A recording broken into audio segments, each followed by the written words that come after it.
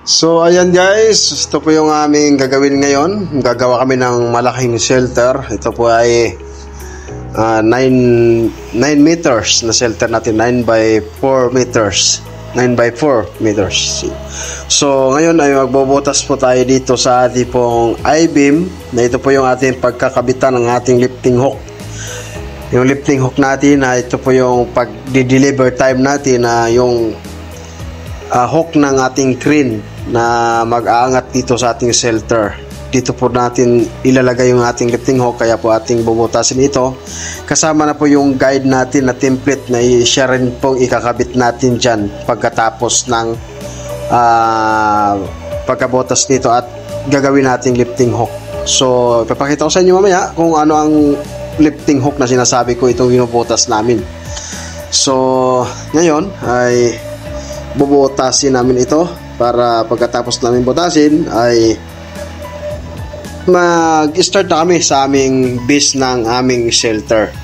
Ito yung unang proseso na gagawin namin para mag-start na kami doon sa aming base ng aming shelter. So yan, tapos na namin butasin.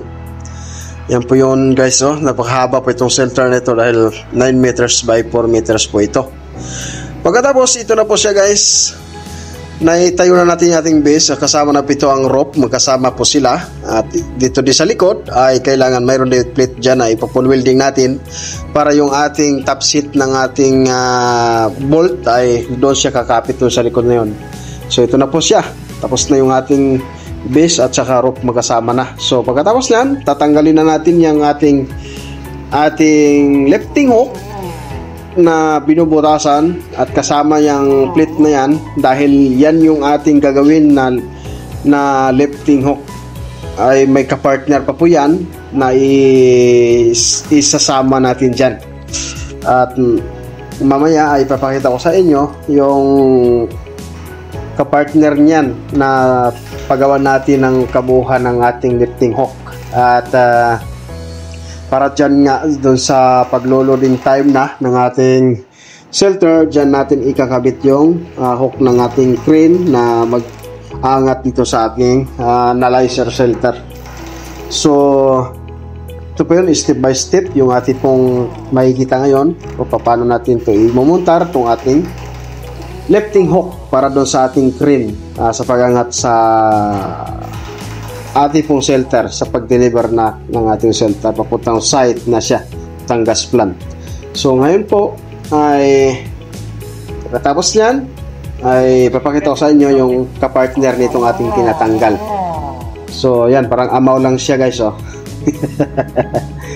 Yan, pagkatapos niyan, ito po yung kapartner ng ating tinanggal guys para sa ating buhin nating lifting hook. Ito na po siya, nabuo na siya at ganyan na po siya, naka-full welding siya. Dapat ang pagka-welding natin dyan ay matibay dahil napakabigat itong ating ikakarga dito sa ating ang magiging load nitong ating lifting hook. Dapat matibay ito yung pagka-welding dahil i-check din ito ng engineer para magiging safety talaga yung ating pagka-welding. Ayos, pumapasa po ito sa NDT testing. Ini-NDT testing ko itong ating welding dito. Pagkatapos, ito na po siya guys. Ito na po, buo na po yung ating shelter.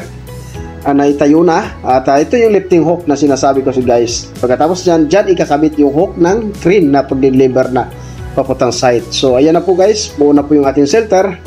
At salamat po sa inyong panonood.